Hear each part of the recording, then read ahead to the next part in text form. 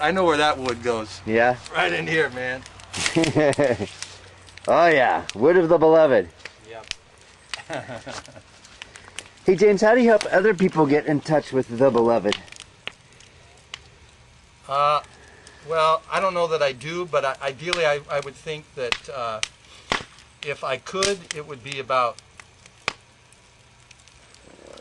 just being the most unconditional presence of love for them as possible. I mean, to me, that's what the beloved is. That's who the beloved is. That's how the beloved is, and to be able to offer that to others, that would be the ideal thing. You know, nothing that could be seen so much as felt, and you know, love brings the opportunity to just relax and let go. So if I could bring that presence to others with a sense, you know, one time a priest said, this is one of the most profound experiences of my life. There was this very holy priest in Seattle. He was in the university district, and I knew about him, and I knew he had some very powerful mystical experiences. He was a plump, jolly old priest named Father Fulton. I really respected him a lot. He just kind of radiated this powerful presence of, you could kind of sense he was always kind of abiding in the presence of God. So one day I wanted to introduce him to a friend of mine named Barbara. I was very excited. I brought Barbara to church after Mass. I said, Father, he was walking around. I said, Father Fulton, I want to introduce you to someone. He said, just a minute. He walked around, floated around a little bit, and then he came by.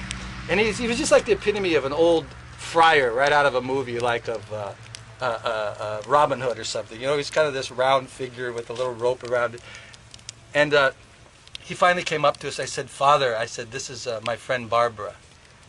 And he could barely, he was like in a state of bliss or something. He just looked at her and he said, let me love you.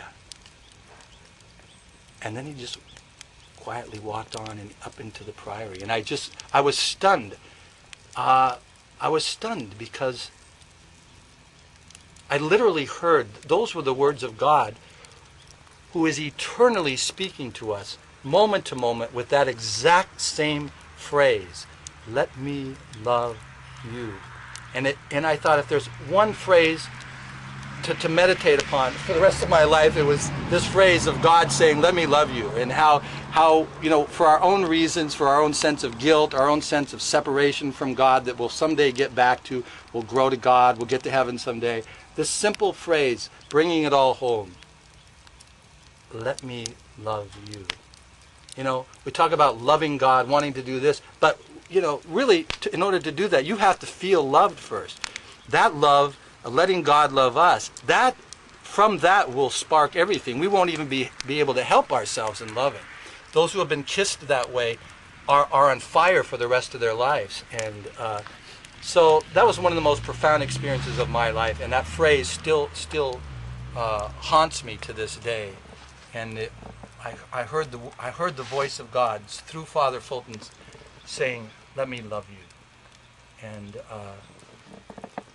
so that's the other paradox. You know, it's not like we have to do anything.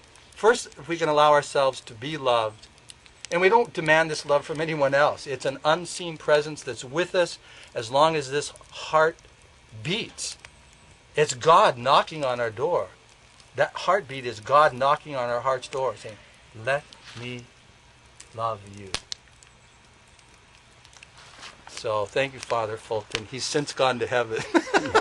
And at the altar of the church there, they recognize him so much, as I say, they actually have a little photograph on him on the side altar, which is totally unheard of. You never, maybe in Europe, you know, you'll see pictures of recent people who have passed on who were holy, and but it's very unusual in the United States to see a picture of a holy person framed on an altar. And in Blessed Sacrament Church there in Seattle,